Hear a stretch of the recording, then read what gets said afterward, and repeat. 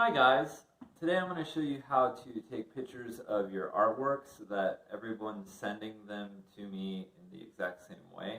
You're going to need your smartphone or a camera, and then you want to think about the surroundings that you're going to take your picture at. So you probably do not want to have other extraneous things in your photograph, and you also probably wouldn't want to take a picture like this because it's backlit. So that would really affect the way that one would look at it, and you want to make sure that you are cutting out a lot of extraneous things, as I had just mentioned, and I'll be showing you how to do that today. I prefer to take pictures of my artwork on gray days like today so that it has a unified light. If you have to take a picture of your artwork and you are doing it in the sun, make sure that your shadow is not going to be cast upon your painting. Now, when I'm shooting over here, notice that my painting is at an angle this way. If I'm going to try to catch that correctly, I have to have a similar angle to my camera.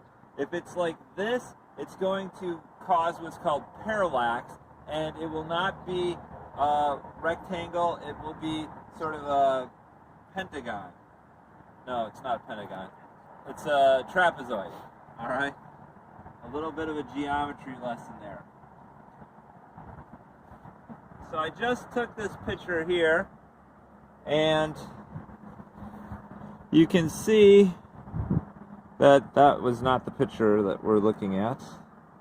Where did it go? Okay, and it kind of looks like that. I'm going to show you another technique that we're getting reflections from, but I'll show you another technique in a second. Another technique that I like to use, and remember that there's no sun today, so I'm okay doing this, but even on a day like today, sometimes the sun might cast a little bit of a shadow, but I might do this so that there's no shadow, and then I go directly above my artwork, and then I take the picture. It's a little cold out here today, so we're going to go back inside, and I'm going to show you the next things that you'll need to do. After you took your photo, you can then use maybe some of your photo editing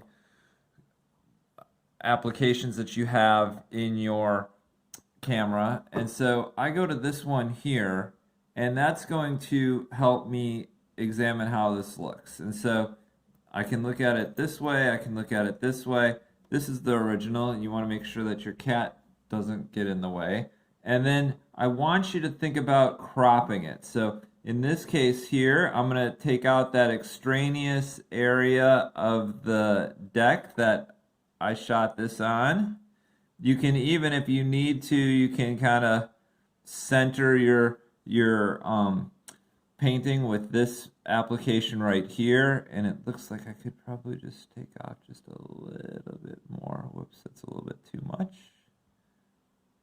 And okay, and then I'm going to hit done, and we can go to these areas here, and exposure, notice how that's way too light, and I'm going to darken it just a little bit. Contrast, I think that looks a little bit more like the original.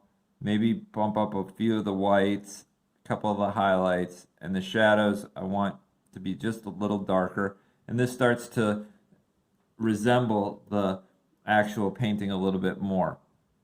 This stuff here, all of this looks pretty okay, so I'm gonna probably not mess with that. And then pop, this can make it go really extreme in terms of the contrast, but I usually don't try to mess with that too much, but I think putting a little bit of pop usually makes it a little bit better.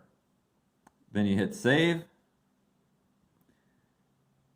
and now you have a very nice reproduction of your painting.